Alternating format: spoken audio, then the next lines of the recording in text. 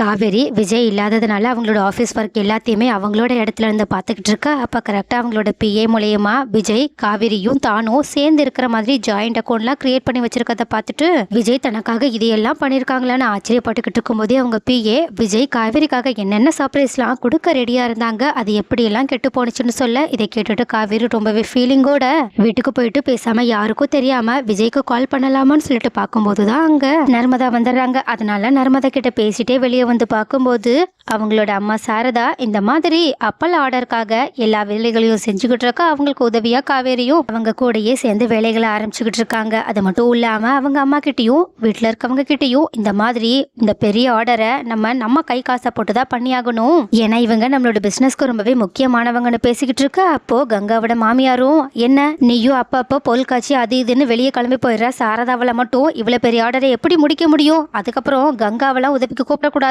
அப்புறம் ஏதாவது சொன்னீங்க நான் பொல்லாதவளா மாறிடுவேன்னு அவங்க இப்படி பேசிக்கிட்டு இருக்கா. ஆனா காவேரியோ அதுக்கெல்லாம் வேலைக்கு ஆள் வச்சுக்கலாம், சாரதாவும் ஆமா அதெல்லாம் இங்க வேலைக்கு நிறைய பேர் கிடைப்பாங்க, நீங்களாம் அதை பத்தி யோசிக்காதீங்க, நீங்களே சொன்னாலும் நான் கங்காவெல்லாம் வேலை வாங்க மாட்டேன்னு சொல்லிட்டு பேசிக்கிட்டு இருக்கும்போது சாரதா ஆனாலும் ஒரே ஒரு விஷயம் தான், அப்பெல்லாம் எல்லாத்தையுமே தேய்ச்சி நம்ம ரெடி பண்ணிடலாம், ஆனா என்ன காய போறதுக்கான இடத்த தான் ரெடி பண்ணணும்னு அந்த விஷயத்தை பத்தி மும்மரமா பேசிக்கிட்டு இருக்காங்க. காவேரியும் இந்த பிசினஸை மட்டும் நம்ம கரெக்டா கொண்டு போயிட்டோம், ஒரு செட்டில்மெண்ட்டுக்கு நம்மளோட ஃபேமிலியை கொண்டு வந்துட்டோம்னா அதுக்கப்புறமா நிம்மதியா நம்ம விஜய் கூட போயிடலாம், அதனால நம்மளால முடிஞ்ச அளவுக்கு நம்ம என்ன பண்ண முடியுமோ அதை பண்ணணுன்றதுக்காக தீவிரமா உழைச்சிக்கிட்டு இருக்காங்க. ஸோ கைஸ், யாரெல்லாம் காவேரி அவங்களோட இந்த பிசினஸ்ல சக்சஸ் ஆகணும்னு நினைக்கிறீங்க, சீக்கிரமா விஜய் காவேரி ஒன்று சேரணும்னு நினைக்கிறீங்களோ அவங்க எல்லாரும் கமெண்ட்ல சொல்லுங்க.